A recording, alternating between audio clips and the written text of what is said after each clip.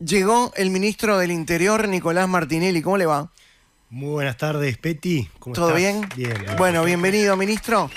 Muchas Ministro, arranca el año con dos feriados.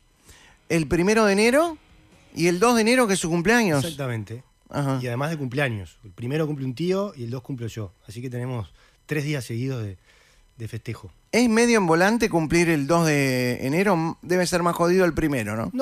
No. Sí. O el 24. Tengo un hermano que cumple el 24. Pero no, la verdad que de chiquito a veces era cuando festejás, ¿no? Si esperás a festejarlo el 2, que tus amigos se van de vacaciones, o adelantás el cumpleaños, generalmente lo terminaba adelantando y lo festejaba los primeros días de diciembre. Pero ya ahora festejo directamente el 2. ¿Va a cambiar de trabajo el año que viene? Sí. Hasta el 28 de febrero estoy como ministro. ¿Tiene trabajo? Después cambio de trabajo. ¿Y sabe dónde va a trabajar? ¿Sabe qué es lo que va a hacer? Bueno, todavía no. ¿Va a volver a la actividad privada? No lo sé. Todavía faltan poco más de 2 meses. Por supuesto que hay opciones tanto de continuar en lo público como en lo privado, o quizás una pata en cada lugar, depende. Pero todavía no lo tengo definido. Parece que falta transitar un poquito más entrado ya el mes de febrero como para ir tomando ese tipo de decisiones. Por ahora focalizado en el 28 de febrero para poder entregar un ministerio, como yo siempre digo, mucho mejor que el que me tocó encontrar y tratando de dejar la vara lo más alto posible. ¿Qué le tocó encontrar cuando llegó al Ministerio del Interior? Bueno, en realidad, viste que yo entré hace En noviembre 2 años, de 2023, ¿no? ahí asumo como ministro. Como ministro. Pero yo había asumido ya como director general de Secretaría. En septiembre de 2022. Veo que tenés bien estudiadas las fechas, muy bien. Sí, pero más allá de eso, cuando me refiero a lo que nos tocó entrar es como gobierno, ¿no? En 2020. En marzo del 2020, sí, nos tocó agarrar un ministerio que venía con récord de todos los delitos, los homicidios, hurto, rapiñas, abigeatos, una policía muy desmoralizada, una policía con falta de respaldo político, con falta de respaldo jurídico. ¿Y usted cree que este gobierno le dio a esa policía la moral, el respaldo que estaba necesitando? Sin dudas. Fíjate vos que la primera reunión que tiene el presidente Lacalle Pou al asumir es precisamente con el ministro, en aquel momento Jorge Larrañaga, y los jefes de policía de todos los departamentos. Eso es una señal de respaldo político muy importante. Y después viene además todo el respaldo jurídico que llega a través de la LUC y algunas otras normas que sin duda fueron una espalda muy importante para la moral de la policía y para poder trabajar con tranquilidad. Y eso después lo empezás a ver en los resultados. Si vos tenés más allanamientos, más formalizados, más bocas tapiadas, más incautaciones de drogas, tenés un mejor trabajo con Fiscalía, tenés un mejor trabajo con el Poder Judicial, tenés una importante cantidad de reinauguraciones e inauguraciones de comisarías, subcomisarías y destacamentos a lo largo y ancho de todo el país. Llevamos cerca de 180, o sea, mejorás el despliegue, mejorás la estrategia, eso sin duda que termina redundando en los buenos resultados. Que no quiere decir que no falte todavía mucho camino por delante, pero sin duda vamos a entregar un gobierno con mejores resultados de los que había cuando nos tocó asumir a nosotros. Y ojalá que esto siempre se dé.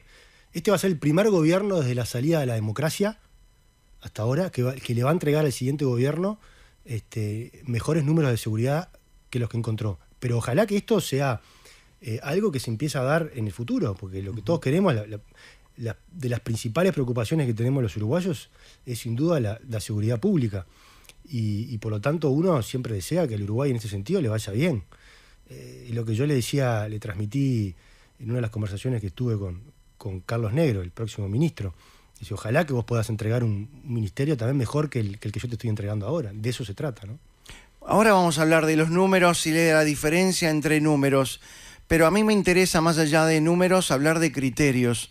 ¿Por qué el trabajo con la policía y el Ministerio del Interior en los 3 gobiernos del Frente Amplio está en las antípodas de cómo se ha trabajado en este gobierno en el Ministerio del Interior y con la policía?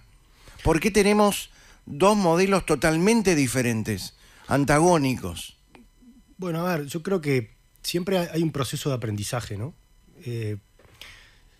Yo cuando hago la exposición que tengo preparada para contar por qué llegamos a la estrategia del enfoque dual, que es la que estamos aplicando hoy, siempre arranco del año 85, vuelta a la democracia, y me voy hasta el año 2005. O sea, ¿A qué le llama, perdón, enfoque dual?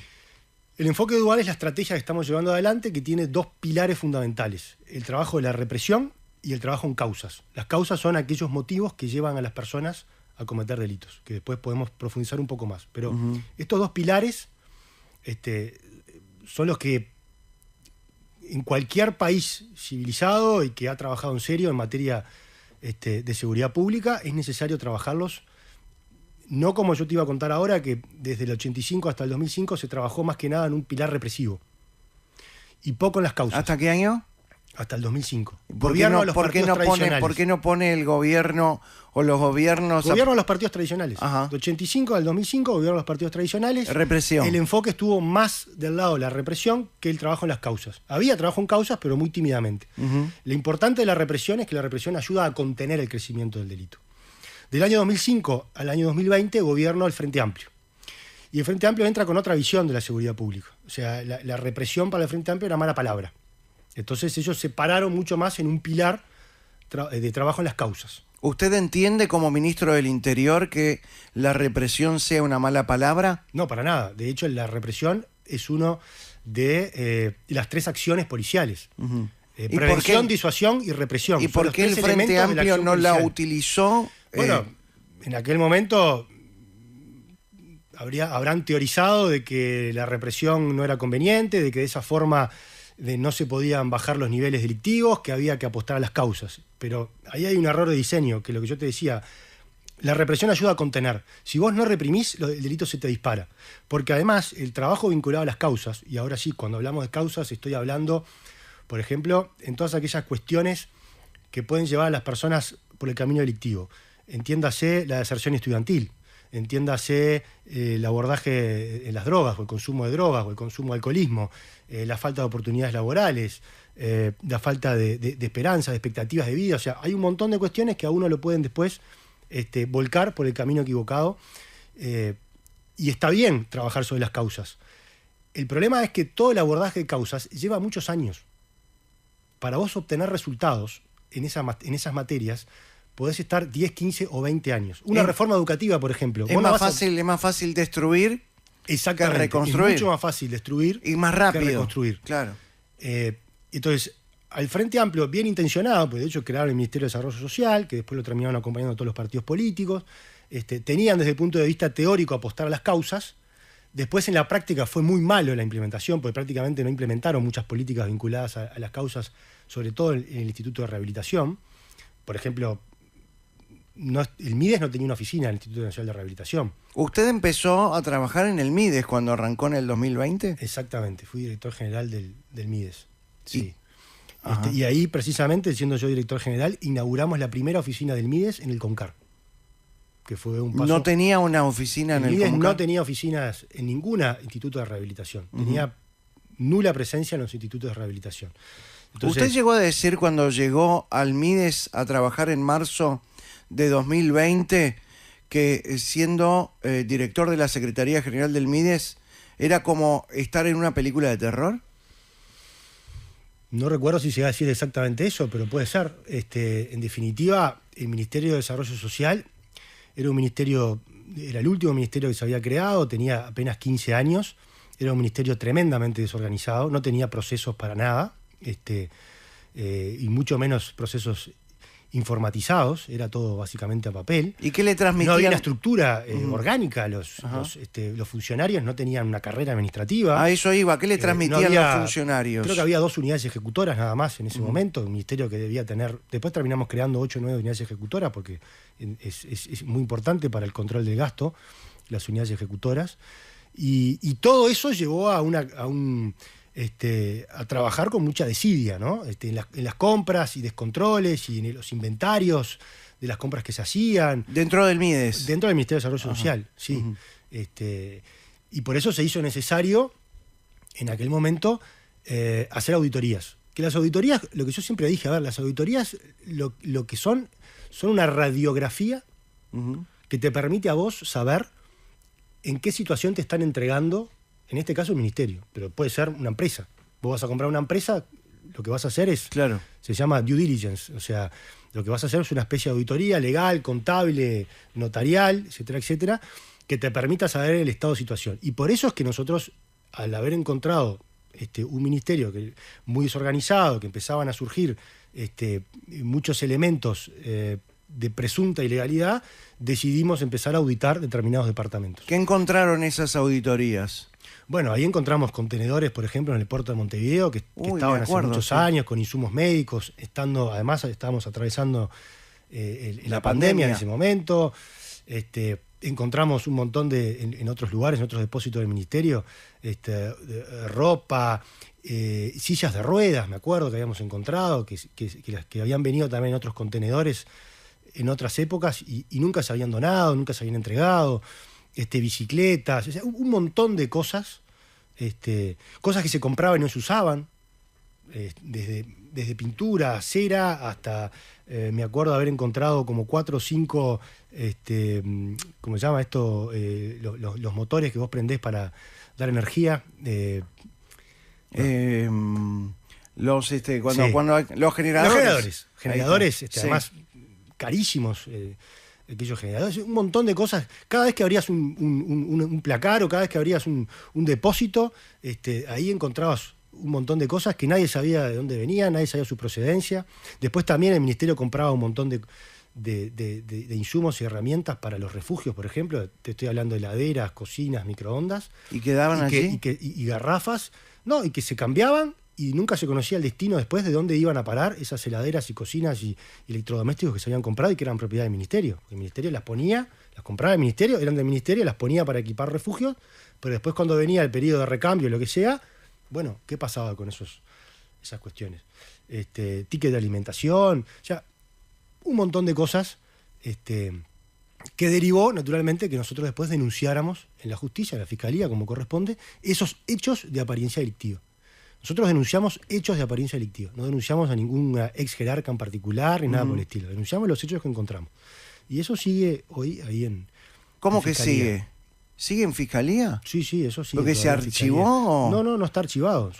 Cambió el fiscal y después lo tomó otro fiscal y bueno, viste cómo es. Pero pasaron 5 años y esas cosas siguen ahí dando vuelta. Y esas cosas siguen ahí dando vuelta, como tantas otras cosas. Por ejemplo, la fuga de Moravito o los traslados de González Valencia también siguen ahí hace muchos más años. Creo que ya tienen 6, 7 años esas causas. ¿La fuga de Moravito fue la mayor vergüenza que tuvo la policía en nuestro país?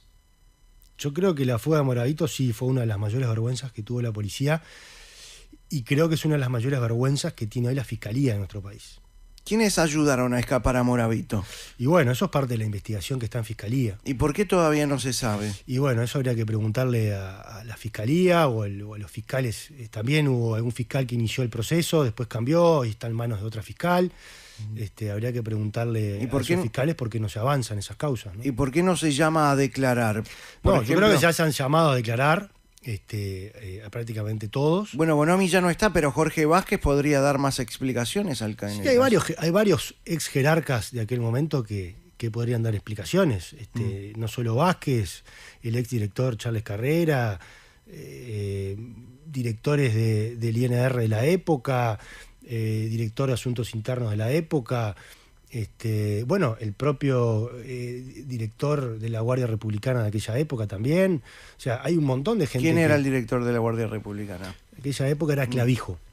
Pero Clavijo no, según leo la información, va a ser el jefe de policía de Montevideo ahora por el gobierno del Frente Amplio. Bueno, yo leí, sí, salió en el medio municipal. La verdad que no he visto que lo hayan replicado otros medios, o sea que la información esté confirmada. Pero bueno, es una situación compleja en ese sentido, porque Clavijo es alguien que estaba hace 5 años fuera de la policía, él estaba en paz en comisión de la Intendencia, o sea que no está empapado de los cambios que ha tenido hoy la policía. Perdón, no entiendo. Sí. El jefe Guardia Republicana Sí, de aquel estaba momento. en pase en la Intendencia de Montevideo. Sí, cuando asume este gobierno Pero se da un con- pase en comisión a la ¿Pero y con qué intendencia. intenciones? No lo sé, eso habría que preguntarle a la ex intendenta Carolina Cose, que es quien lo pidió en comisión. Pero él está ahí. A ver, el es jefe de Guardia Republicana sí. no es un lugar importante Muy importante, por supuesto, sí. y La lo Guardia pasan a Republicana es el comisión. músculo más importante en cuanto al aparato represivo que tiene la Policía Nacional. ¿Y qué tiene que hacer en la Intendencia? Bueno, no lo sé. No lo sé. Y ahora, para el próximo gobierno del Frente Amplio, lo llamarían, lo confirman como jefe de policía de Montevideo. Bueno, vamos a esperar que se confirme oficialmente. Por eso te digo, yo lo único que vi es una noticia que sale lo vi en las redes sociales del canal de del canal de la Intendencia de de Montevideo. TV Ciudad. Pero te digo, es una persona que hace 5 años que está afuera, o sea que no está empapado y al tanto de la realidad de la Policía Nacional. ¿Está siendo investigado? Él está, entiendo que sigue como indagado en la causa de los traslados de González Valencia a visitar a Moravito. González Valencia, para quienes no lo recuerden, es un narco muy pero muy pesado, de la banda criminal de los Cunis, mexicano, que es capturado acá en Uruguay. Este gobierno logró extraditarlo. Este gobierno, después de varios años, él estuvo, en lugar de estar recluido en el Instituto de Rehabilitación, estaba en un contenedor en la Guardia Republicana, por la peligrosidad que implicaba tener un capo narco de esa naturaleza. Por eso está la Guardia Republicana. Y por eso Clavijo es responsable, en cierta forma, de los traslados de él, porque cuando lo trasladaban de su contenedor en el predio de la Guardia Republicana hasta Cárcel Central para visitar a Moravito, él era de alguna forma el que montaba el dispositivo de seguridad para poder realizar los traslados. Y además González Valencia estaba en un contenedor que, una vez que este gobierno asume y que inicia el proceso para extraditarlo, lo mudan al penal de Libertad. Y ahí, en ese contenedor, se encuentran, dentro de tenía aire acondicionado, tenía televisión flat de última generación, encuentran 4 celulares ahí adentro, uno de ellos para poder hacer llamadas a nivel internacional, tenía parrilleros, tenía un montón de comodidades que no son comunes para un preso. Entonces, obviamente que ahí también hay corrupción, porque esas cosas llegaron de alguna forma. Alguien las dejó entrar bajo la vigilancia de esta persona. Por eso yo, la verdad que encuentro un poco extraño que lo vayan a nombrar. Por eso digo, vamos a esperar, pues, capaz que son solo rumores. Jefe de policía de Montevideo, una persona que hay una causa abierta donde él está como indagado y sobre todo en un futuro gobierno que llega con el claim, digamos, de gobierno honesto, ¿no? Entonces, para un gobierno honesto, nombrar y nada más y nada menos como jefe de policía del departamento más importante que tenemos en Uruguay, a una persona que está indagada, o por lo menos estuvo indagada en esta causa, bueno, es para pensar. ¿También escuchó que la Llera podría llegar a ser convocado por este nuevo gobierno del Frente Amplio? De la Llera escuché rumores como que podría ir a inteligencia, que depende de Presidencia de la República. A ver, también, la Llera tiene también como exdirector de la Policía Nacional, es parte de las 2 investigaciones de las que venimos hablando. Por un lado, la fuga de Moravito y por otro lado, los traslados de González Valencia. También acudió además a Fiscalía como indagado.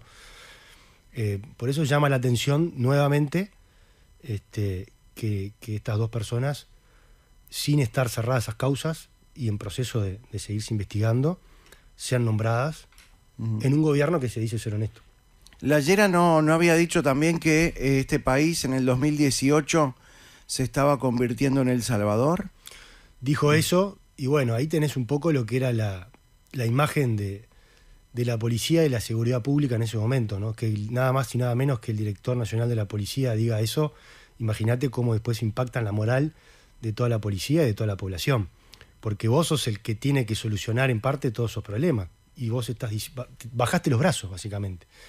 Dicho sea de paso, después de esas declaraciones, fue que el país tuvo el récord de homicidios que se dio en el año 2018 y el segundo récord de homicidios que se dio en el año 2019 y los récords de rapiñas, de hurtos y de abigeatos, ¿no? El periodo en Frente Amplio, los homicidios crecieron un 108%. Ellos agarran en 2005 el país con 190 homicidios por año. 190 homicidios por año. Y nos entregan un país con 400 homicidios por año. Con el récord en 2018 de 421. Y lo mismo con las rapiñas. Nos entregan un país con más de 30.000 rapiñas, con más de 140.000 hurtos. Bien, las rapiñas crecieron un 240%. Sí. Pero más allá de que sean números fríos, ¿por qué? Me imagino que es multicausal, ¿no? Pero ¿por qué vivimos en un país tan pequeño, tan chico, donde si teníamos 190 homicidios nos transformamos en un país de 400 homicidios? Eso te lo engancho con lo que hablábamos al principio y que después nos desviamos un poco, que en definitiva cuando vos trabajás solo en las causas y no trabajás en la represión, no podés contener el avance de las bandas de crimen desorganizado, como le llamo yo, que operan en los diferentes barrios. ¿Usted cree que...? Yo creo no. Hay trabajos académicos que han estudiado las bandas criminales en Montevideo, en el Uruguay, han estudiado el avance del narcotráfico y todos ellos sitúan un crecimiento exponencial de esto entre el año 2010 y sobre todo en el año 2012, donde empiezan a formarse y a robustecerse estas bandas barriales, que son las que cuando ingresa este gobierno empezamos a trabajar en identificarlas. Identificamos cerca de 46, 47 bandas criminales barriales y son sobre las que hoy tenemos varios dispositivos policiales. Cuando dice bandas barriales criminales, ¿se está refiriendo a droga o no solamente droga? Tenés principalmente vinculado al tema del microtráfico, principalmente. ¿El microtráfico es? Drogas. Pero después tenés también crimen organizado vinculado, por ejemplo, a venta de autopartes, puede ser también órganos, otro tipo de cosas. El crimen organizado no es solo drogas. El crimen organizado puede tener muchas ramas, digamos. Y yo acá lo que siempre digo es que en Uruguay lo que tenemos es un poco crimen desorganizado. ¿Por qué? Porque el crimen organizado lo que le gusta es hacer su trabajo para hacer plata con el menor ruido posible.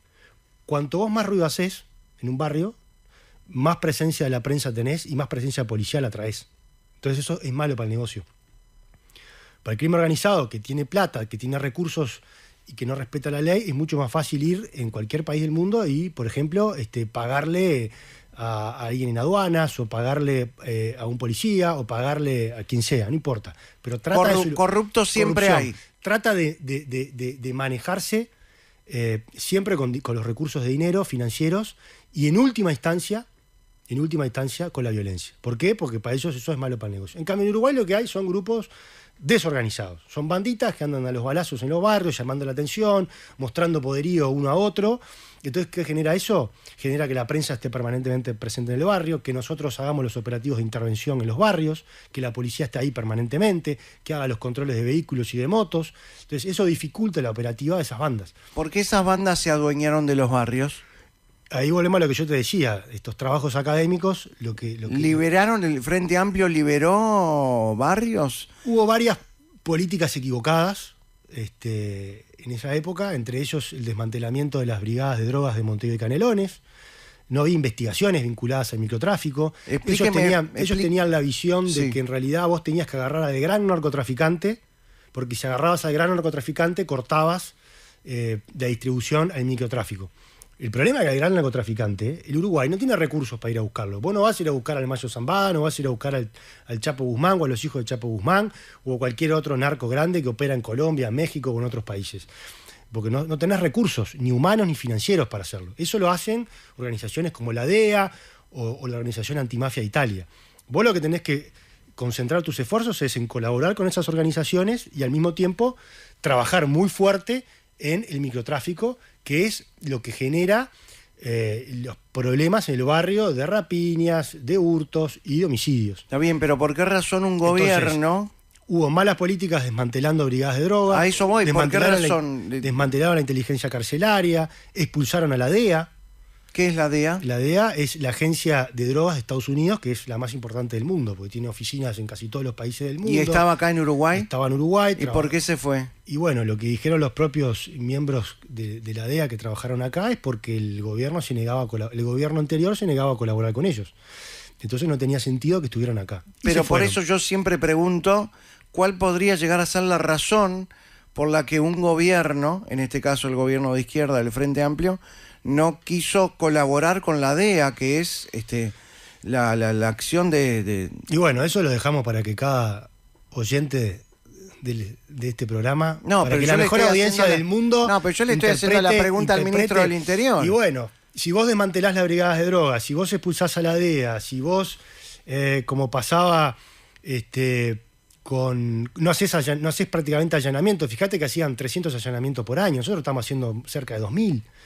O sea, no trabajaban prácticamente. O sea, lo que dejaron es que esas familias se formaran, crecieran y hicieran de su negocio un hábito normal de vida. Porque no reprimían. Porque entendían que para cortar eso había que trabajar no en la represión, sino en las causas. Y de vuelta, yo te digo, está perfecto trabajar en las causas. Pero el trabajo en las causas lleva muchos años. No es de un día para el otro. Entonces, como no reprimieron, no le pusieron techo al crecimiento de estas bandas.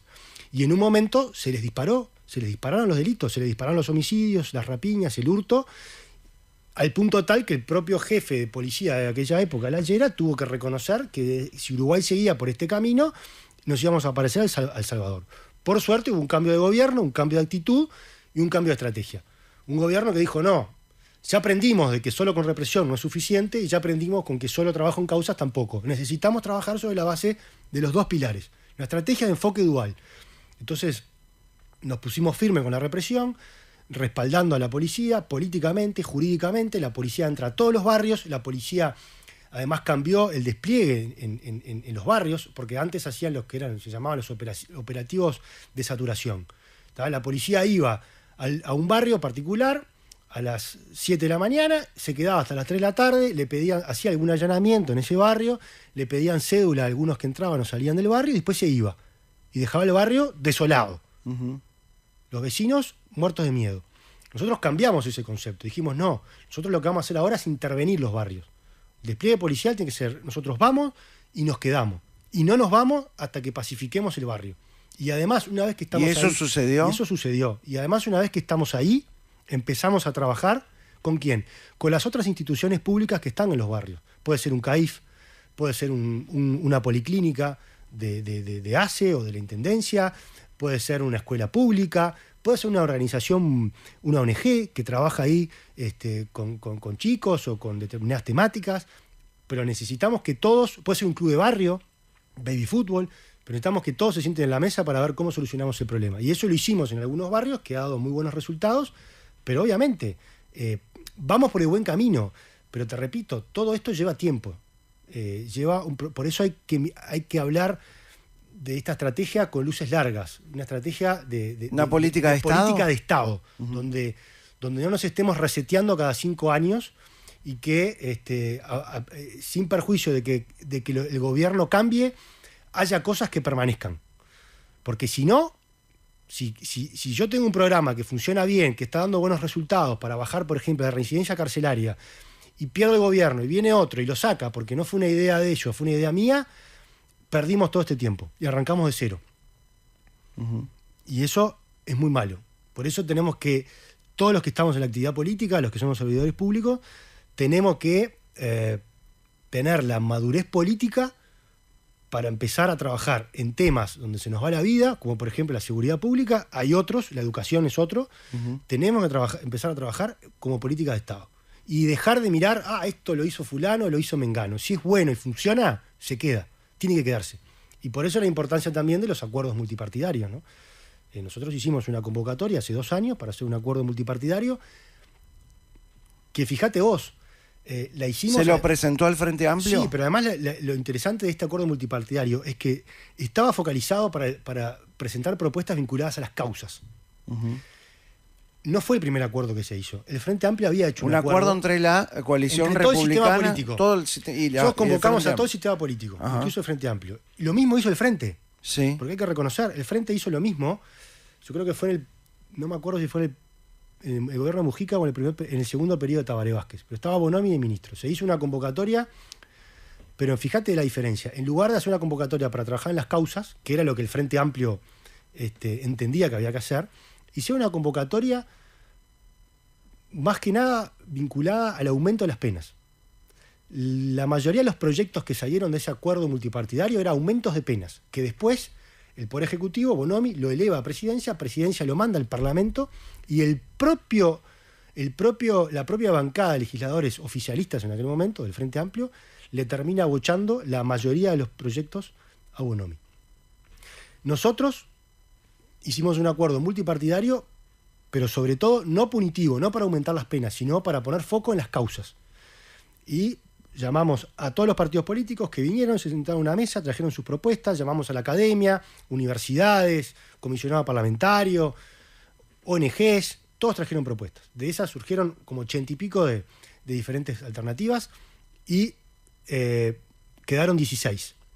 De esas 16 hubo 7 que las presentó el propio Frente Amplio.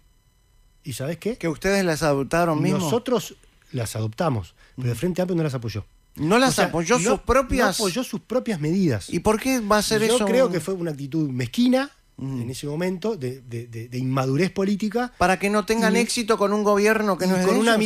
Con una mirada cortoplacista electoral, porque faltaba un año y medio para que arrancara la campaña, entonces no vamos a acompañar ni siquiera las propias medidas que ellos presentaron. Pero además, curiosamente, después muchas de esas medidas que ellos propusieron en este acuerdo las plasmaron en su programa de gobierno. ¿Van a estar ahora en el gobierno? No van a estar porque ya las estamos haciendo, porque nosotros esas 16 medidas que quedaron en ese acuerdo multipartidario, a pesar de que el Frente no las acompañó, nosotros avanzamos igual. Y de las 16 medidas solo hay una, que es la de la creación de un Ministerio de Justicia, que no la llevamos adelante, pero que es una propuesta que está en los programas de gobierno de todos los partidos políticos, o sea que es muy factible que esa propuesta después avance. Las otras 15 sí las llevamos adelante y sí avanzamos en esas. Algunas están en proceso, otras se llevaron adelante. Así que de eso se trata, de generar políticas de Estado que perduren el tiempo. Por eso yo digo que es muy difícil que el Frente Amplio o este Frente Amplio venga con una política muy revisionista de esto, porque en definitiva dentro de algunas de las medidas que estamos llevando adelante, ellos también las apoyaron. Del próximo gobierno del Frente Amplio vamos a hablar también luego de la pausa. Nos vamos a la pausa. El ministro del Interior, Nicolás Martinelli, en Malos Pensamientos. 15 minutos van de las 6 de la tarde. Estamos con el ministro del Interior, Nicolás Martinelli. ¿Es algo de la empresa Martinelli? No, nada que ver. Siempre me preguntan eso, pero no. Ni siquiera los conozco. Está bien. Más vale tenerlo lejos. Sí. Claro. Esos siempre tienen trabajo, ¿no? Eso sí, no funciona, no falla. Le voy a leer algunos mensajes de la audiencia. Dice, soy policía retirado. Lo peor que hizo el Frente Amplio fue desmantelar Radio Patrulla, las comisarías y la brigada de asalto. ¿Está de acuerdo con este oyente?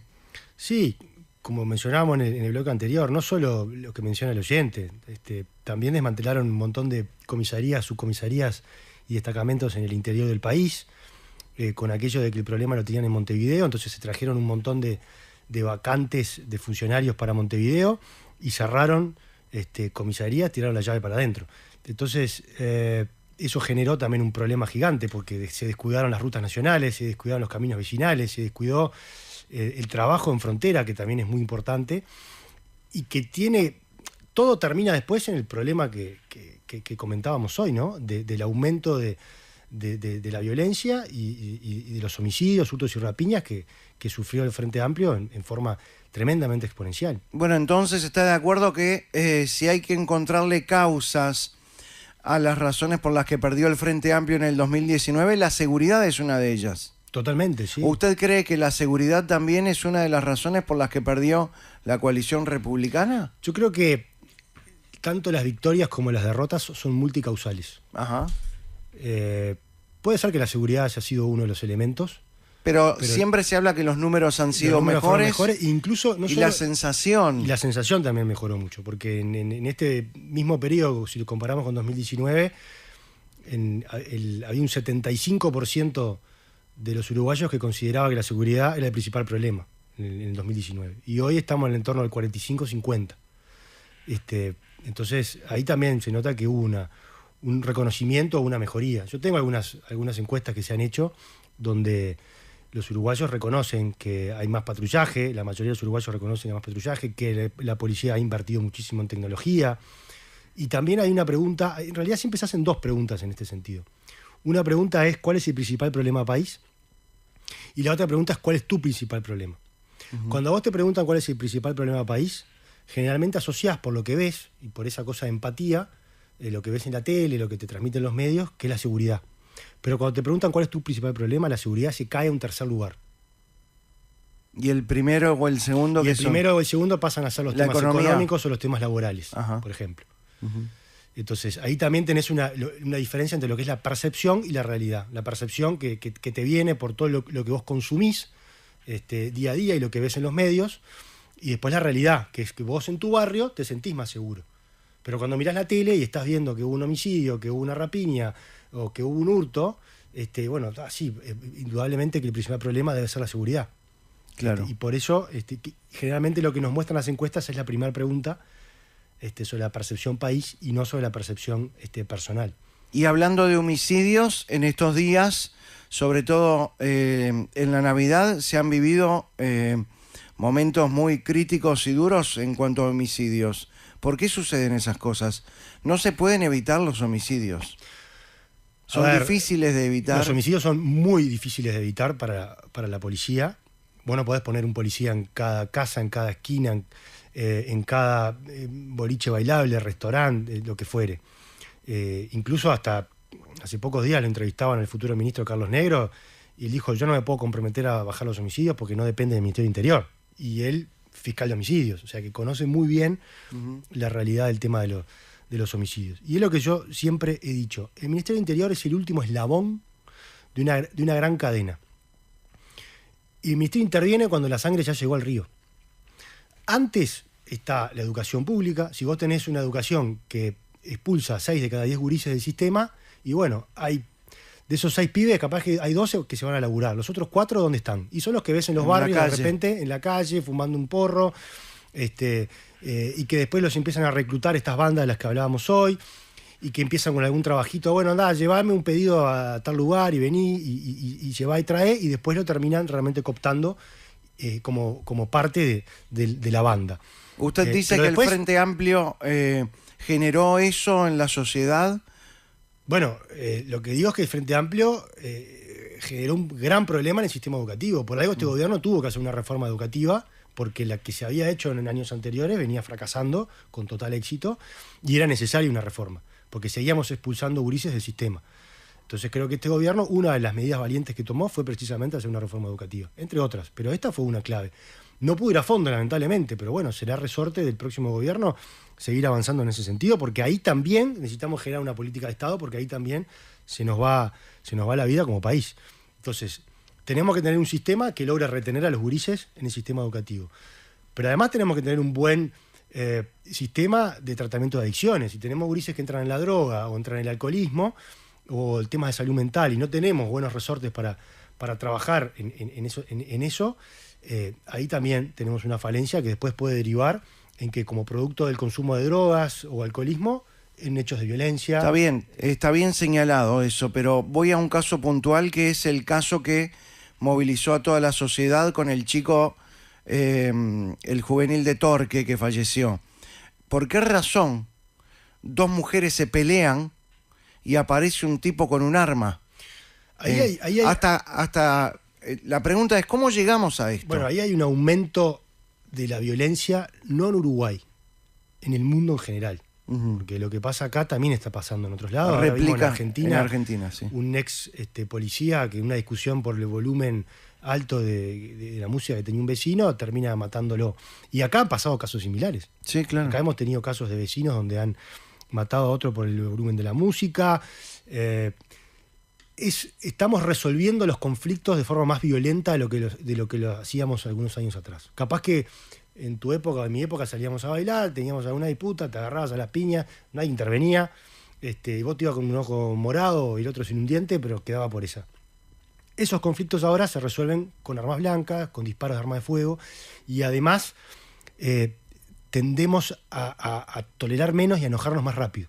Entonces hoy un accidente de tránsito también nos pasó hace 2 o 3 meses, un accidente de tránsito, un choque sin ningún tipo de consecuencia, se baja de uno, empiezan a discutir y uno de ellos toma un arma y termina matando al otro. Tiene que ver con la falta de valores, la falta de educación, la falta de... Tiene que ver con muchas un cosas, montón de cosas. con muchas cosas, ¿tá? Pero también tiene que ver con un mundo que avanza muy, muy rápidamente, donde la información fluye rápido, donde queremos todo para hoy, y cuando las expectativas de tener algo no se cumplen, nos deprimimos, y entonces al deprimirnos después nos volcamos al consumo de una pastilla o de drogas, y eso nos hace meternos en un mundo que después termina llevándonos a robarle a nuestra propia familia para vender algo en la boca y poder seguir consumiendo y poder seguir evadiendo esa realidad. O sea, es multicausal. ¿Cómo terminamos con eso?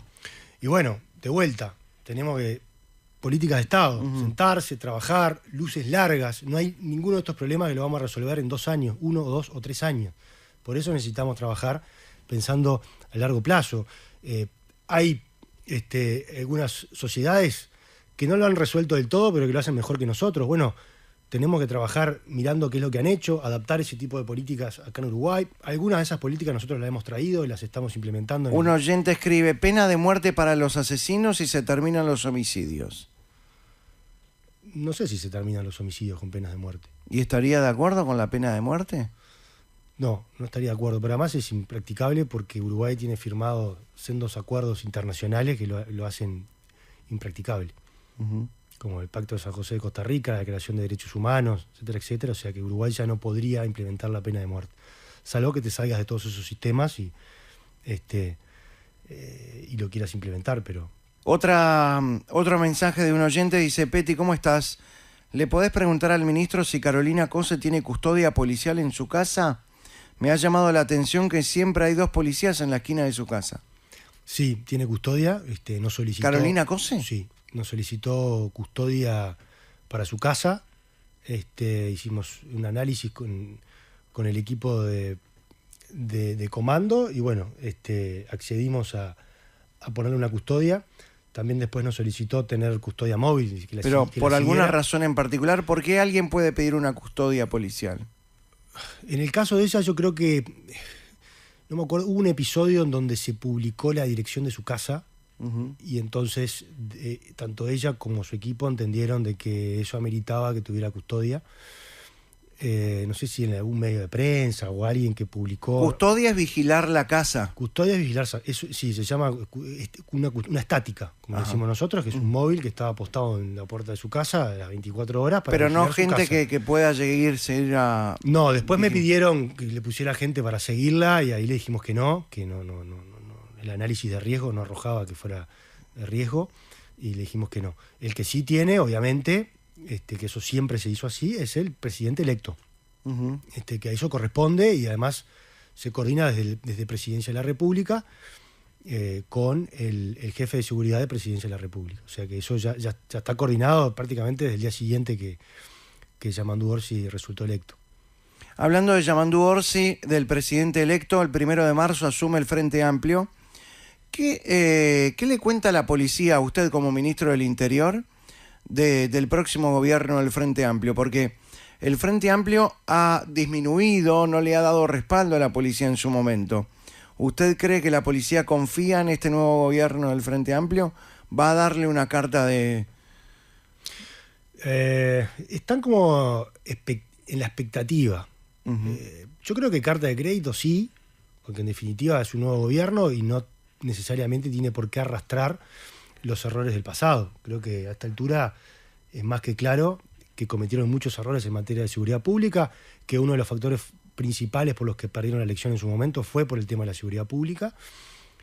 Y creo también que el no haber, por lo menos hasta el momento, no haberle echado mano a muchos de quienes en su momento habían sido los jerarcas políticos del Ministerio del Interior y que son los grandes responsables del fracaso, que no estén hoy como principales nombres, salvo los que manejamos hoy al principio, pero no están confirmados, que no estén como principales nombres para este nuevo proceso, también es una señal en ese sentido de, bueno, vamos a generar una expectativa, ¿no?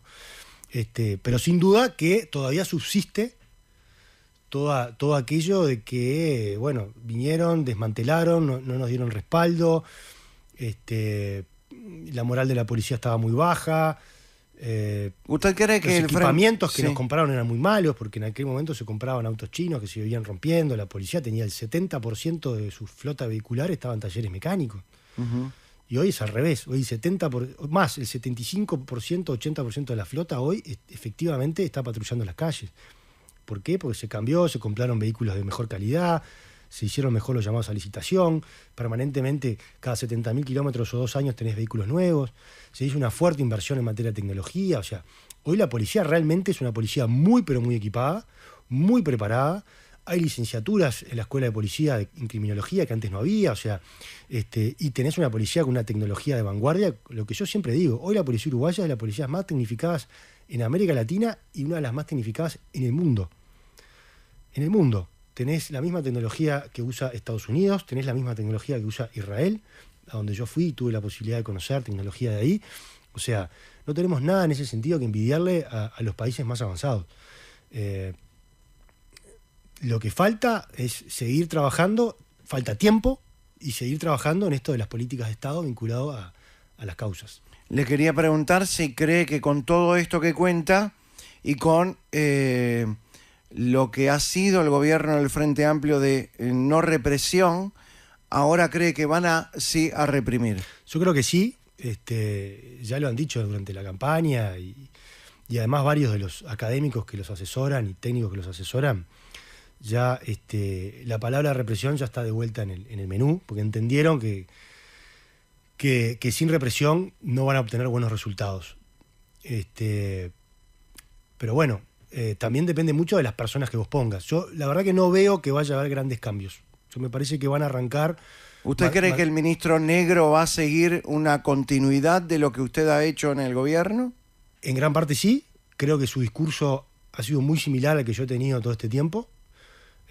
Sobre el enfoque dual, sobre el trabajo en causas, sobre la represión, y además yo creo que van a mantener a una gran cantidad de los jerarcas que hoy tenemos, porque traer gente que hace mucho tiempo está fuera de la policía, porque ya pasaron 5 años, que no conoce la policía actual, que no conoce el funcionamiento, que en 5 años ha cambiado mucho ha cambiado, incluso desde el punto de vista del despliegue táctico, operativo, de la tecnología, del uso de la tecnología. Y esperar a que eso empiece a dar resultados con una curva de aprendizaje que te puede llevar 6 meses, 1 año, y donde los resultados no te empiecen a dar en los primeros meses, y es un costo político muy alto. Entonces yo creo que lo que van a hacer es mantener a muchos de los jerarcas que están hoy, y después en todo caso los irán evaluando y irán viendo de ir haciendo algún ajuste. Pero no veo que vayan a hacer grandes cambios. Tampoco en materia de causas, ¿no? Yo creo que van a continuar muchos de los programas que hoy tenemos en las cárceles, sin perjuicio de que puedan traer o aportar otras ideas nuevas, ¿no? Innovadoras y hacer algún plan piloto con esas. ¿Ya comenzó la transición? Sí, nosotros tuvimos que mandar ¿A nivel ministros también? A nivel ministros todavía no, si bien yo tengo diálogo con Carlos, nos hemos hablado por teléfono y por WhatsApp. ¿Se conocen de hace años con el ex fiscal Negro, no? No desde hace años, lo conozco desde que yo entré al ministerio como director general, porque él era fiscal de homicidios y nosotros hicimos una buena reestructura del departamento de homicidios que ayudó a mejorar los niveles de esclarecimiento de los homicidios, que eso es muy importante porque te ayuda a bajar los niveles de percepción de impunidad. Y es una cosa muy importante para bajar los homicidios. Y Carlos estaba de acuerdo con esa reestructura. Y además yo he trabajado mucho en generar buenos vínculos con Fiscalía, con el Poder Judicial. Entonces yo he hecho reuniones, he hecho almuerzos, he hecho cenas, los invitados. Entonces va generando un buen vínculo de trabajo. Y también de esas reuniones surgen a veces ideas, propuestas. Por ejemplo, el escáner 3D que tiene la policía hoy, que es un escáner que te permite escanear la zona de un hecho delictivo o de un accidente de tránsito, y dejás de recurrir a las famosas fotos. Viste que una escena de un homicidio, vos te imaginás una película y fotos arriba de una mesa con el cadáver, con el arma de homicida, etcétera, etcétera. Bueno, hoy haces una fotografía en 3D y en tu computadora vas buceando y vas acercando la imagen y vas viendo diferentes ángulos de esa escena. Eso me lo pidió una fiscal de homicidios en uno de estos encuentros que yo organizaba para generar más cercanía y mejores vínculos de trabajo. Entonces, yo creo que sí, que volviendo a la pregunta original, tengo una buena relación con Carlos. Él ahora se fue de licencia y quedamos de retomar cerca del 13 o 14 de enero, cuando él retorne, y ahí tendremos las reuniones bilaterales, sin perjuicio de la documentación que se le pueda aportar antes, que eso va por el lado de Presidencia de la República, ahí está secretario y prosecretario, sistematizando la información que le mandó cada ministerio, con secretario y prosecretario electo, que van a recibir esa información y después la procesará cada... Ahora, no hay antecedentes de ir a Fiscalía, sacar un fiscal y transformarlo en ministro. No. Orsi y su gente sacó a un fiscal de homicidio de Fiscalía y lo metió en el ministerio. No hay antecedentes. No genera un ruido. Incluso Chaschetti mencionó el tema ese, que le parecía muy choqueante, no sé la palabra que usó, pero que le llamaba mucho la atención, sí, porque es la primera vez que se había hecho sorpresivo. con esta velocidad, ¿no? De sacarlo de la Fiscalía y inmediatamente que asuma un cargo de ministro, y además de ministro del Interior, que es un ministerio ¿Le hace político. ruido eso? Y yo qué sé, yo creo en el profesionalismo, ¿no? de cada uno. Negro hizo una buena fiscalía de homicidios, tiene un muy buen nivel de esclarecimiento de los mismos, se lleva muy bien con su equipo, creo que es un buen profesional. Ahora entra a jugar en otra cancha completamente distinta, y tendrá que lidiar con los problemas de este ministerio, que no son nada que ver a los de Fiscalía, tendrá que lidiar con los problemas políticos, porque además es un ministro en un ministerio político que no tiene respaldo político, porque en definitiva no pertenece a una bancada, a un sector político del Frente Amplio. Claro, está solo, lo trajeron. Está solo, claro. Lo respalda el presidente, que no sé qué tanto lo conoce, y creo que Jorge Díaz, que es quien lo propone. Uh-huh. Entonces, también eso le va a llevar a él un proceso de aprendizaje. Bueno, Jorge Díaz debe tener un peso importante dentro del próximo gobierno. Tampoco ¿no? tiene respaldo político, ¿no? No es ¿Tampoco? Y Jorge no pertenece a ninguna bancada, no hay ninguna bancada parlamentaria del Frente Amplio que lo respalde. Lo respalda el presidente de la República, que es flor de respaldo, que sí, te respalde el presidente, pero... ¿Quién respalda a quién? Y en este caso es el presidente que debería respaldar. ¿Orsi respalda a Jorge Díaz o Jorge Díaz respalda a Orsi? Y bueno... y Jorge Díaz respalda a Negro. Desde el punto de vista político... Y el Pacha respalda a Orsi. Desde el punto de vista político es el presidente el que debe respaldar a los que él pone. Ahí, sí. Sobre todo a quienes pone que no tengan un respaldo de una bancada parlamentaria. Uh-huh. Eso es así. Y que muchas veces son los primeros fusiles. ¿Usted cree que la Fiscalía está partidizada? Fusibles, ¿no? Dije fusiles, los primeros fusiles. Fusiles. Sí, los fusiles. Sí, eso era... Sí, son de otra época. De Martínez. ¿Usted cree que la Fiscalía está partidizada? Sí. Yo creo que sí, que lamentablemente sí. Pero usted ha tenido buena relación con Fiscalía. Yo tengo buena relación con todos los fiscales, porque me parece que acá en el lugar donde yo ocupo no te puedes estar peleando ni con fiscales ni con jueces. Uh-huh. Porque el objetivo final tiene que ser que el delito que se cometió se pueda esclarecer y que la persona pague por el delito que cometió. Entonces, bueno, no puedes estar peleado con un fiscal, no puedes estar peleado con un juez. Ahí las cosas tienen que fluir. Ahora, yo no participo de las internas de la Fiscalía, pero obviamente que me llega a los oídos de que sí, de que siempre hubo como dos bandos, ¿no? Sobre todo cuando estaba Jorge Díaz, que estaban los pro Díaz y los anti Díaz. Después que se fue Díaz, bueno, algunos pro Díaz quedaron, algunos cambiaron de bando, pero no sé, la verdad que yo tampoco estoy muy empapado de lo que es la interna de la Fiscalía. No debería ser así, me parece que la Fiscalía no debería tener bandos. Su bando debería ser el Uruguay y la protección de todos los uruguayos, llevar justicia. Ese debería ser su único norte. Pero bueno. ¿Qué legado le deja la coalición republicana en el Ministerio del Interior al gobierno del Frente que asume en marzo? Le deja un ministerio con una policía más equipada, con más herramientas, con más tecnología, con más capacidad de despliegue. Le deja una policía con la moral alta, que esto es muy importante, con ganas de trabajar, con ganas de ¿Ese fue el cuidar a los legado de uruguayos. Larrañaga al comienzo? No, yo creo que Larrañaga sí ayudó al ¿Fue cambio. quien dignificó la policía, No, Larrañaga? es un proceso. Ajá. Es un proceso. No es ni solo Larrañaga, ni solo Heber, ni solo en mi caso. Cada uno aportó lo suyo. De hecho, Larrañaga, de los tres, es el que menos tiempo va a haber estado como ministro, Ujú. lamentablemente. Y además le tocó en tiempos de pandemia, o sea que tampoco tuvo muchas oportunidades de generar grandes políticas dentro del ministerio, porque su foco estuvo en el cuidado de los uruguayos en ese momento, de que no salieran, de que no hubiera aglomeraciones masivas en determinados lugares, muy en la pandemia. Pero dejamos un ministerio con 180 comisarías, subcomisarías, destacamentos y unidades reinauguradas o inauguradas en todo el país, lo cual es muy importante porque eso permite a la gente tener un lugar cercano para pedir ayuda, para hacer sus denuncias, para hacer sus reclamos, y sobre todo en el interior del país, que te ayuda, como yo decía al principio, estas cosas ayudan a blindar las rutas, a blindar los caminos vecinales, a blindar las fronteras, y además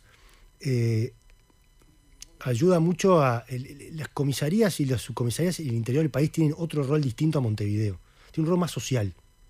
Porque ahí a veces el comisario del interior, el policía del interior, cuando te falta un medicamento, va y te lo van a comprar y te lo llevan, y te ayudan de otra forma, ¿viste? Entonces era muy necesario volver a acercar a la policía a la gente y volver a acercarla sobre todo en el interior del país. Y eso lo hicimos. ¿Y qué le quedó por hacer? Bueno, yo creo que hay que seguir profundizando en los lazos con otros países, trabajando en ¿Países de la región? Países de la región y del norte, en más acuerdos, en más vínculos para trabajar en detener el crimen organizado, el avance del crimen organizado. Eso es muy importante, que cada uno de los países del norte pueda blindar sus fronteras, y para eso necesita también la ayuda nuestra, con información, con inteligencia, con intercambio de experiencias. ¿Cuán lejos? Han venido al Uruguay y a otros Sí. países a ver la tecnología que nosotros hemos incorporado. Ajá. ¿Cuán lejos del terrorismo estamos? Tan lejos como cerca, porque eso nunca sabés. Tenés que estar siempre con los ojos abiertos, con los oídos preparados, y bueno, eso es otra cosa en la que tenés permanentemente que tener contacto con organizaciones de otros países que son mucho más poderosas que nosotros, como el FBI, como la CIA, Mossad, que tienen mucha información y donde vos podés trabajar ahí para neutralizar amenazas que puedan surgir. Porque me imagino que hay fronteras donde pasás caminando acá en Uruguay. Uruguay tiene fronteras tanto terrestres como marítimas donde vos podés pasar caminando. En el río Uruguay también hay lugares donde, si vos conocés el río, donde hay una bajante, podés cruzar caminando en determinadas épocas del año. Por eso también es importante algo que hemos hecho nosotros, que es el trabajo con el Ministerio de Defensa, que yo creo que nunca se había hecho.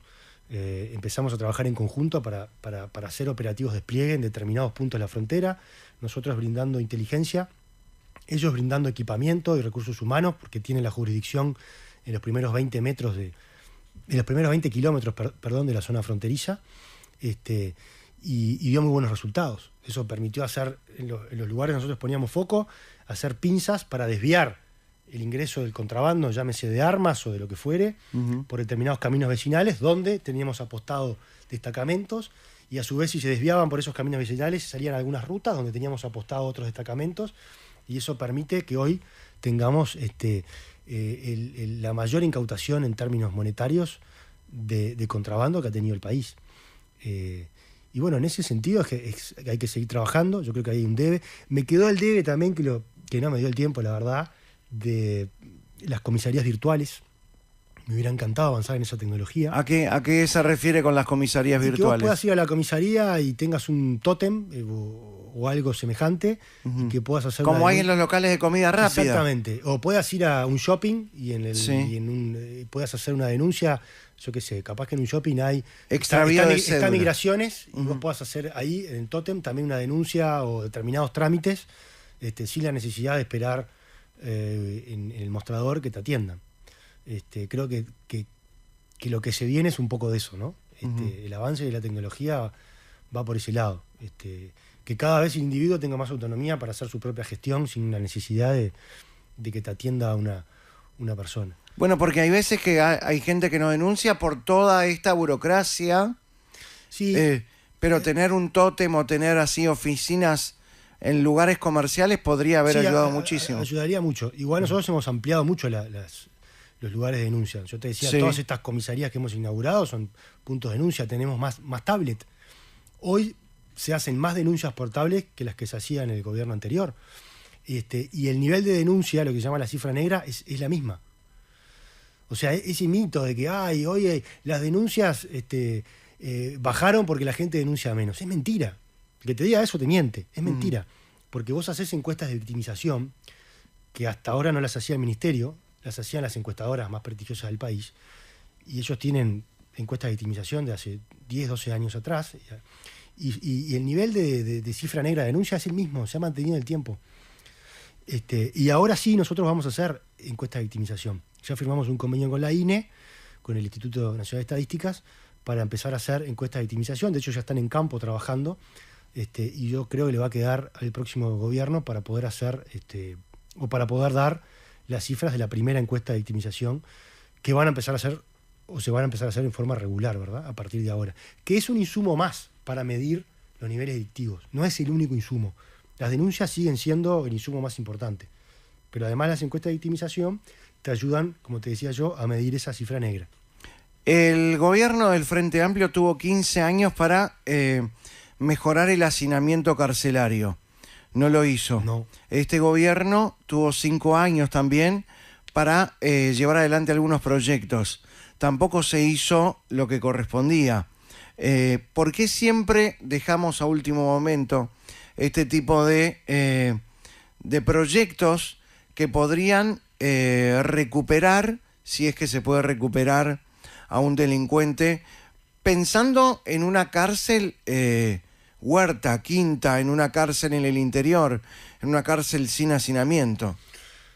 Sí, ni que hablar que el Frente tuvo 15 años, como vos decís, ¿no? O sea, no hay excusas. En el 2005, cuando asumen, decretan la emergencia carcelaria. En el 2009 viene el comisionado para Naciones Unidas, Novak de apellido, y el tipo hace un informe lapidario sobre el sistema carcelario. Es cierto. Dice que los presos se hace tomaban público agua del water y sí. vivían como animales. O sea, declarar la emergencia carcelaria no sirvió absolutamente de nada, fue simplemente un titular. Pero además ese tipo de informes se siguen suscitando a lo largo del tiempo, porque después vos buscás informes de Garcés, buscás informes de Petit, y todos son coincidentes en el estado deplorable y de hacinamiento que vivían las personas privadas de libertad. Llega este gobierno con ese estado de la situación carcelaria. Me acuerdo que Larrañaga, citado al Parlamento, lleva un video que está colgado en YouTube sobre la situación en la que habíamos recibido las cárceles, y ahí empieza a implementar el plan Dignidad Carcelaria, que entre otras cosas tenía construir más cárceles, sacar cárceles que estaban apostadas en las ciudades, llevarlas a zonas más rurales y en mejores condiciones. Y ahí se da todo el avance con el MIDES, que por primera vez en la historia se instala en el Instituto de Rehabilitación. En aquella época Bonomi y Arismendi estaban peleados, el Partido Comunista, el NPP, peleado, entonces no se hablaba. Entonces el MIDES no como tenía, si hoy fueran amigos. No tenía ninguna... Exacto. Al no haber ese vínculo, el MIDES no tenía una sola política en aquel momento en el INR. Y el aterrizaje en este gobierno del MIDES fue un antes y un después, sin duda, para el trabajo con las personas privadas de libertad. Pero además triplicamos la capacidad de la UDELAR de trabajar ahí, inauguramos las primeras UTUs, que fue también un cambio fundamental. El MIDES tiene las chacras, que son para personas que salen de la cárcel y no tienen a dónde ir, van a un sistema de chacras donde se les enseña hábitos, armar el currículum, volver a estudiar, cosas básicas que de repente para vos y yo son normales, como lavarse los dientes, peinarse, el tender la cama, lavar la ropa, colgarla, y esos hábitos los perdieron. Entonces hay que ayudarlos de vuelta a recuperar todo ese tipo de cosas. Pasamos la dirección del liberado, que pertenecía al Ministerio del Interior, y la pasamos al MIDES. Eso fue también una cosa muy importante, porque tenía mucha más lógica que estuviera ahí en el MIDES para ofrecerle toda la gama de oportunidades que tiene el MIDES, y no que estuviera dentro del Ministerio del Interior. Y también hicimos algo muy importante que va a quedar para inaugurarse en el periodo anterior, que tiene que ver con lo que vos mencionabas, las cárceles. Nosotros estamos construyendo en este momento 3 cárceles para más o menos 480 personas privadas de libertad, cada una. ¿Ahora se están construyendo? Están construyendo ahora en un predio contiguo al Penal de Libertad. que van a tener un 70% más de capacidad para espacios socioeducativos, sociolaborales, para huertas, lo que tú mencionabas, espacios deportivos, y además con una construcción muy moderna que es no vandalizable. O sea, ya no se hacen más con hierro adentro y por lo tanto, al no ser vandalizables, eso baja el nivel de violencia que puede haber dentro de los establecimientos carcelarios. Porque si no se hacen cortes. Los famosos cortes carcelarios, etc. Y además estamos construyendo también una nueva cárcel para mujeres, ¿tá? Que va a tener capacidad para 850 personas privadas de libertad, que tiene además la condicionante que tiene un centro de medio camino, que es cuando vos estás próximo a salir, puedas ir ahí y puedas volver a reencontrarte de vuelta con aquello de los hábitos, tenés alguna salida transitoria. ¿Hay más mujeres delincuentes que lo que había antes, en otra época? Lo que está pasando y que estamos viendo es que ahora hay muchas mujeres que pasaron a ser las dueñas o las que mandan en las bocas. Sí, eso está pasando. Que lo hemos notado y por eso hay un incremento. Sí, y por eso hay un incremento de mujeres formalizadas vinculadas a la ley de estupefacientes. Eso está pasando. Que bueno, hay que también empezar a estudiarlo y a mirarlo, ¿no? Porque en definitiva a veces esa mujer tiene hijos chicos, entonces uno dice, bueno, no la mando con prisión domiciliaria, pero si la mandás con prisión domiciliaria va a seguir regenteando la boca. Entonces se presenta toda una dinámica. Claro, y son esos problemas de lucha entre las bandas donde también matan a familiares y a bebés. Totalmente, sí. Lamentablemente el daño colateral que a veces generan esas luchas entre estas bandas de barrios que se disputan el territorio, se disputan una boca, tiene consigo el efecto de que a veces termina un herido o un herido de muerte alguien que no tiene absolutamente nada que ver. Que puede ser alguien que está vinculado a la familia pero que no tiene nada que ver, porque puede ser un chico, un menor, un niño, un bebé, o algún vecino que pasó caminando y se encontró con una bala perdida. Lamentablemente, ese tipo de cosas a veces pasan. Y bueno, de vuelta, hay que trabajar mucho, mucho, mucho en la educación. El programa Barrios sin Violencia, que es un programa que apostó este gobierno y que ojalá continúe, tiene que ver con eso. Porque el programa Barrios sin Violencia, nosotros lo trajimos de una ONG que se llama Cure Violence, que es una ONG que trabaja, es una de las 4 o 5 ONG más grandes del mundo, que trabaja en muchísimos países del mundo también, y sobre todo en ciudades muy violentas, como por ejemplo Sinaloa, y se dedican a interrumpir la violencia. ¿Tá? Son personas que a veces pueden ser ex reclusos, personas que en algún momento tuvieron una vida delictiva y después se pasaron a trabajar en una ONG y ayudan a personas a salir de las drogas o a salir de situaciones complicadas, y que conocen muy bien esas situaciones y por eso a veces es muy fácil, o para ellos es más fácil que para vos o para mí, que ese tipo de personas te escuchen. Porque capaz que vos o yo y nos sentamos a hablar con un chico de esto que está en una boca y te dicen, ¿y vos qué sabés de los problemas que yo tengo? Si vos, claro. En cambio con esta gente se genera una empatía, una conexión que es mucho más fácil que esta gente los pueda ayudar. Y bueno, lo que tratamos es que el Barrio Sin Violencia vayan a estos barrios que ya están trabajando en muchos de estos barrios, que empiecen a hablar con las familias, que empiecen a poner oídos, que de alguna forma se vayan enterando si hay un conflicto, si hay alguien que le debe plata a fulano, si Mengano amenazó a matar a Mengano porque le miró mal a la novia, todo ese tipo de cosas.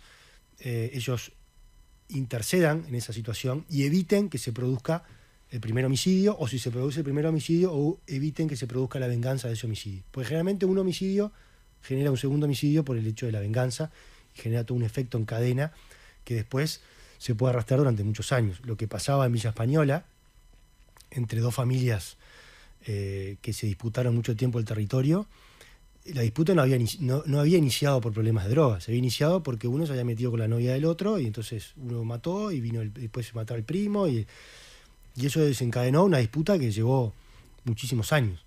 Que no hayan salido los allanamientos nocturnos es contraproducente para el Uruguay. Yo creo que sí. Les estamos dando a los delincuentes varias horas del día de ventaja. Yo creo que fue un gran error. A ver, es una decisión popular, la respeto. Sí, claro.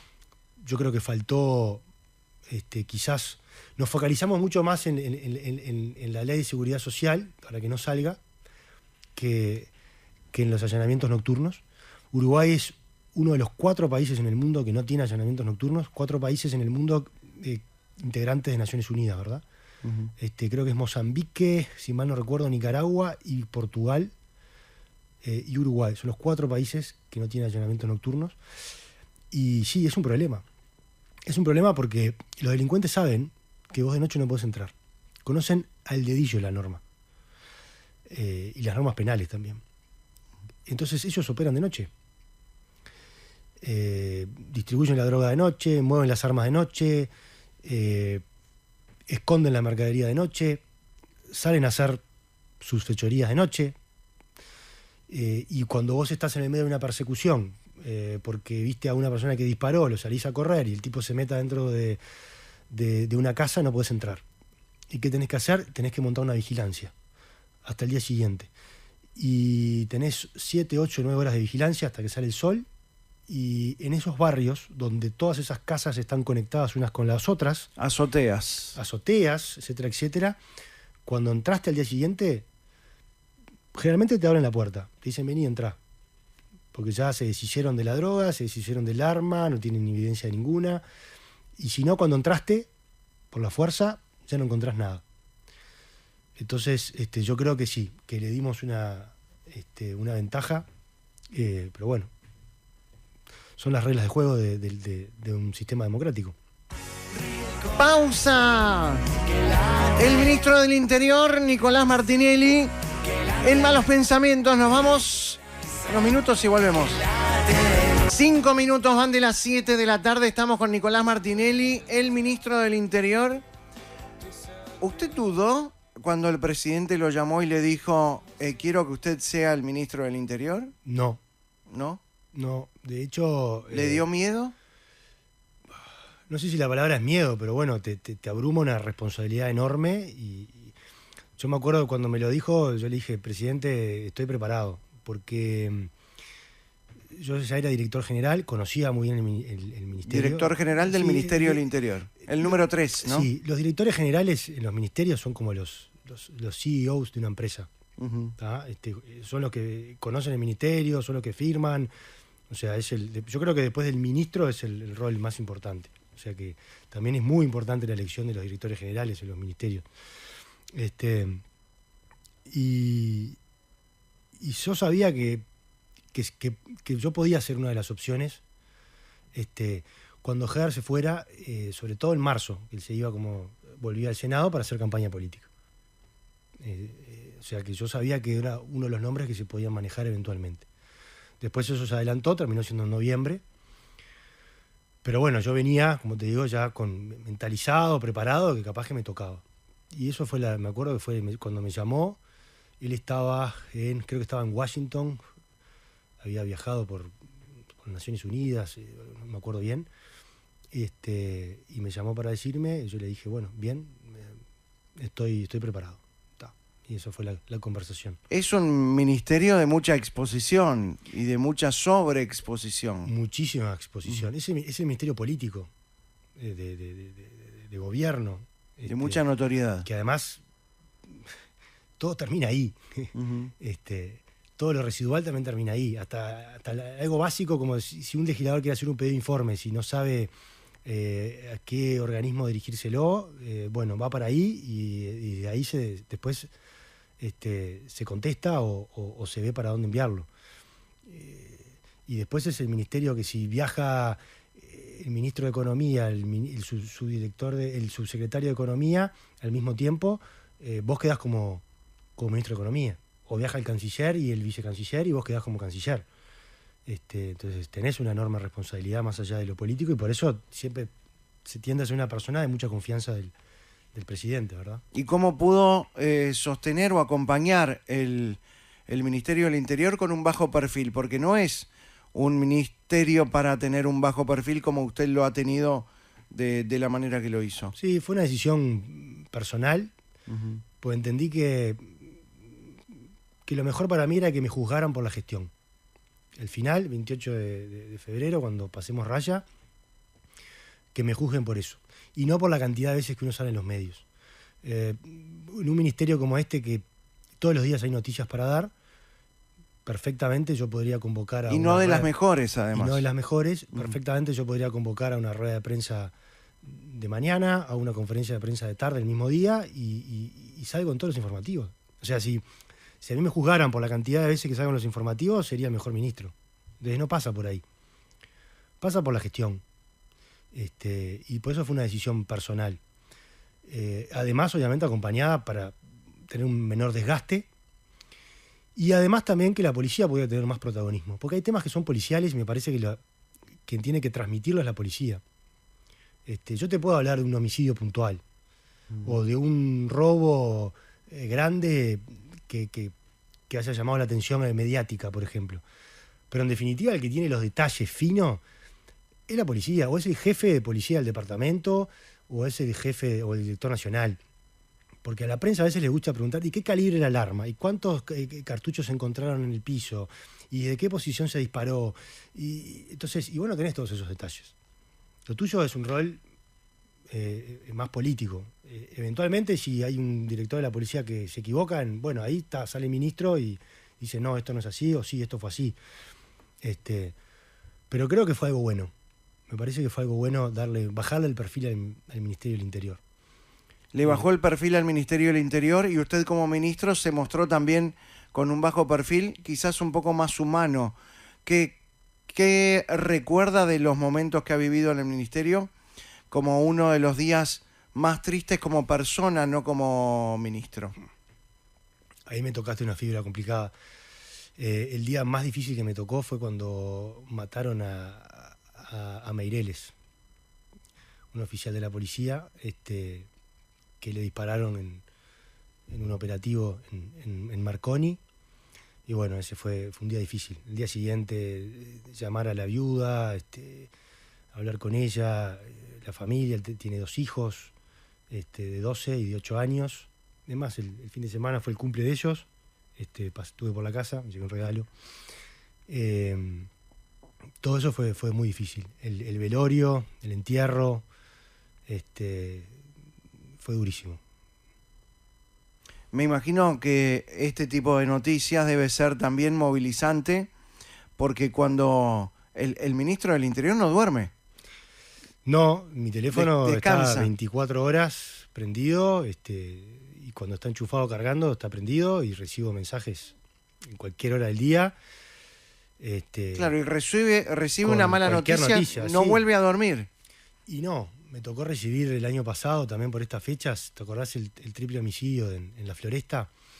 Un tipo que entra a un local y termina matando a 3 personas. Y recibí la noticia cerca de la 1:30 de la mañana. Y bueno, y ahí a coordinar, llamar al jefe del departamento, reunión con policía científica, todos los equipos, para tratar de esclarecer lo más rápido posible. ¿Se siente el dolor? Sí, claro que se siente el dolor, sí. Ojalá, que siempre lo puedas sentir, independientemente del tiempo que te toque estar en este cargo. El día que vos dejes de sentir dolor o empatía, me parece que estás en el horno, tenés que irte, de eso se trata. Tenés que tener un grado importante de humanidad, y sobre todo en estos lugares donde lidiás con la muerte, lidiás con la desgracia de otros. No es nada lindo que le estén robando a alguien que vos conocés y que después te escriban, che, me robaron, y a veces no podés hacer, no podés solucionar el problema a todos. Pero tampoco vestirte de una coraza que no te entre nada, ¿no? Porque no es bueno tampoco para tu vida después, tu vida familiar, personal. ¿Cómo lidia su familia con todo esto también? Porque... No, los mantengo totalmente ajenos y al margen de esto. No, trato de hablar poco de estos temas, los hablo con quien está más preparado, que puede ser con los jefes de policía, con parte del equipo, esas cosas sí. Pero en mi familia no, trato de no llevar los temas de los problemas del ministerio o de trabajo a mi casa. Y lo mismo al laburo, cuando salgo de casa dejo los problemas de mi casa, los dejo ahí, y al trabajo voy con la misma alegría que voy desde el día 1. Porque la verdad que me encanta la responsabilidad que asumí, me siento muy cómodo en este ministerio, conocí gente muy linda, armamos un gran equipo de trabajo, estamos obteniendo muy buenos resultados, y me gusta ir a trabajar con esa alegría de saber que estamos dando pequeños pasos, pero que son pasos muy importantes para dejar una mejor seguridad a todos los uruguayos. Si usted tuviera que darle una recomendación al próximo gobierno frentista que asume en marzo, ¿qué le diría desde el lugar del Ministerio del Interior? Yo creo que voy a tener estas charlas con el próximo ministro. Y es la forma de transmitirle, mano a mano, es la forma de transmitirle mi experiencia. Justo el otro día me mandó un mensaje, un poco en broma: che, no me mandes muchos papeles que después... Y yo le digo, los papeles qué malo. Lo más importante es cuando vos y yo nos juntemos a tomar un mate, a charlar, y yo te pueda transmitir mi experiencia en este lugar, lo que vas a vivir, lo que te va a pasar y cómo lidiar con algunas de esas cosas.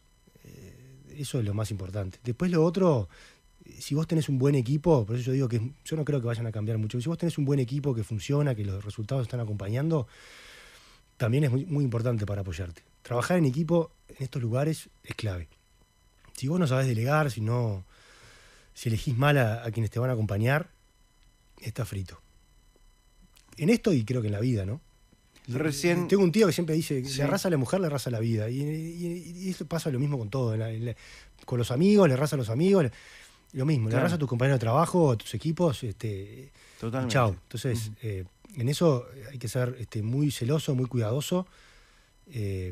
Y muy generoso y siempre con buena onda con la gente que trabaja contigo. Porque todos están también sufriendo lo mismo, todo en un ministerio como este, y todos tienen sus problemas en su casa, y vos no podés trasladarle sus problemas a ellos, ¿no?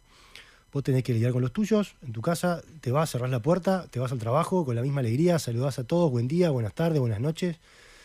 Y creo que esas cosas son importantes. Hablaba de su gestión, y todavía falta para terminar, pero ya estamos en el final.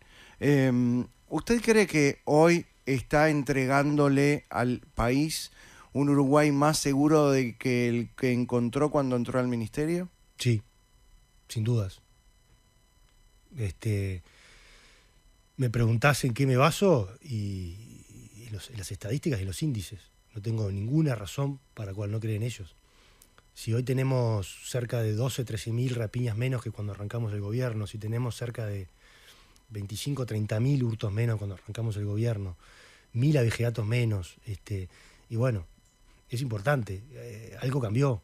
Por supuesto que hay que seguirlo profundizando. Hay gente que a veces me escribe y me dice, bueno, pero puedo decir que bajaron las rapiñas, no te creo nada, porque ayer asaltaron a una señora en tal lugar. Y sí, todavía seguimos teniendo 15.000 rapiñas por año. Seguimos teniendo 100.000 hurtos por año. Pero iniciamos un proceso que hace 4 años viene con una baja sostenida, o sea que ya es una tendencia, podemos hablar de tendencia en la baja en algunos delitos, y que ojalá que esto se pueda seguir continuando y profundizando para que dentro de 5, 6 o 7 años más el tema de seguridad pase a estar en el tercer o cuarto lugar de las preocupaciones de los uruguayos. Que tengamos un nivel delictivo, porque siempre van a haber delitos, que sea tolerable para nuestra sociedad. No hay ningún país en el mundo que tenga delito cero, pero hay países que tienen un nivel que es tolerable. Nosotros tenemos que apostar a llegar a eso. ¿Cuál va a ser ese número? No lo sé. Capaz que necesitamos llegar a las 3.000 rapiñas por año. Todavía estamos en 15, estuvimos en 30. Capaz que necesitamos llegar a los 20.000 hurtos por año. Estuvimos en 140.000, hoy estamos en 110. Tenemos un camino por delante todavía, sin duda. Gracias. Y un camino largo. Hay Obvio. que tener mucha paciencia. Ajá. Mucha paciencia. Gracias, ministro del Interior Nicolás Martinelli. Feliz año. Muchas gracias igualmente para vos. ¿Podemos jugar al sino paso y a una palabra? Adelante. ¿Sí? ¿Está pronto? ¿Con cuál empezamos? Esto es más complicado que el Ministerio del Interior. Me imagino, sí. Malos Pensamientos presenta una palabra. Palabras, palabras, palabras. Una sección donde lo que importa es la palabra. La palabra de Dios. Porque las personas y las actitudes se resumen en una sola palabra. Una palabra. Palabras. Lamentable, nula, virtual, impredecible, rara, bipolar. Exactamente. Erótica, notable, ausente, distante, explosivo. Donald Trump. Heavy, abierta, fracaso. Uncut. Una palabra. Ahora ya. Valen más los hechos que las palabras. Jugamos a una palabra con Nicolás Martinelli, el ministro del Interior. Le tiro nombres y usted va a tirar la primera palabra que se le ocurra sin pensar. ¿Está pronto? Estoy pronto. ¿Puedo algún día venir y manejar ahí los controles? Ah, ¿te gustó? Sí.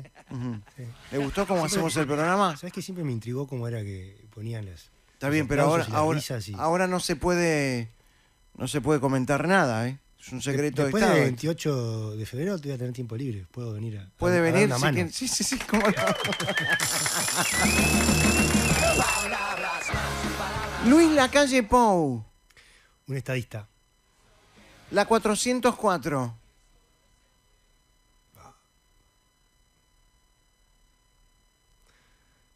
Cariño. Martín Lema, Intendente. Ministerio del Interior. Un desafío. Jorge Larrañaga, Un líder.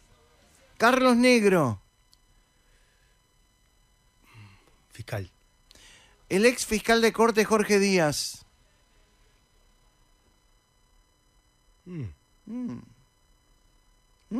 Abogado. Ok. Yamandu Orsi,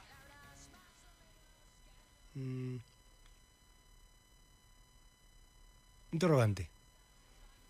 Carolina Cose, Despilfarro. Mario Lallera, Malo. Gustavo Leal, Pasado. Charles Carrera,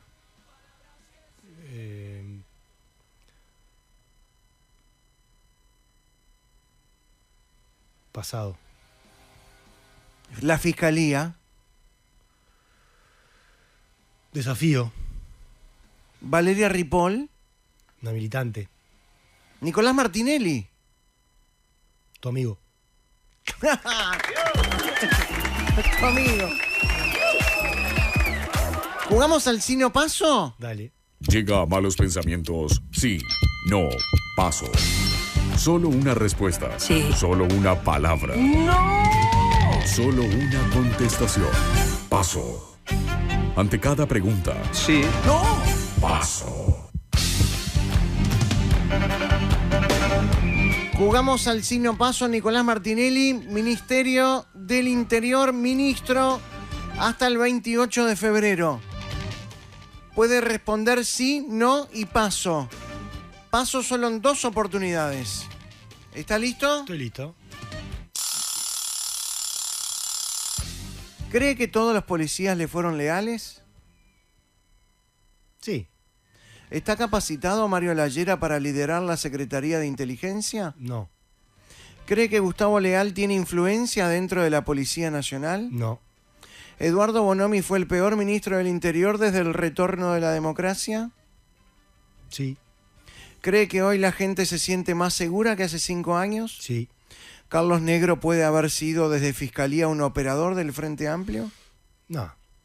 ¿Cree que Jorge Díaz liderará la seguridad desde la torre ejecutiva? Sí. ¿Es la Fiscalía un organismo en el que la Policía Nacional puede confiar? Sí. ¿Uruguay necesita más cárceles? Sí. ¿La gestión y administración de las cárceles debería estar fuera de la órbita del Ministerio del Interior? Sí. ¿Está a favor de la cadena perpetua? No. ¿Imagina que Charles Carrera pueda ser finalmente formalizado por el delito de abuso de funciones? Sí. ¿Es el Ministerio del Interior el responsable de que los clásicos no se puedan jugar con ambas parcialidades en los estadios de Nacional y Peñarol? No. ¿Piensa que hay dirigentes del fútbol asociados con barra bravas? Sí. ¿Imagina que el narcotráfico pueda penetrar en el sistema político en corto plazo? No.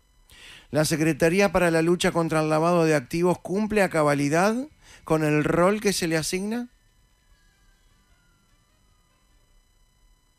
Sí. ¿La izquierda romantiza la delincuencia? Sí. ¿Cree que Carlos Negro mantendrá las buenas políticas adoptadas por usted al frente del ministerio? Sí. ¿Es posible lograr un acuerdo nacional en seguridad pública entre todos los partidos? Sí. ¿No usó ningún paso? ¿Ya terminó? Sí. ¿Quiere seguir? Vale. No te hagas el listo. Gracias, Nicolás Martinelli. Un abrazo grande, feliz año. Gracias para vos, Peti, por la invitación. Ha sido un placer acompañarte y un saludo a la mejor audiencia del mundo. Gracias, nos vamos.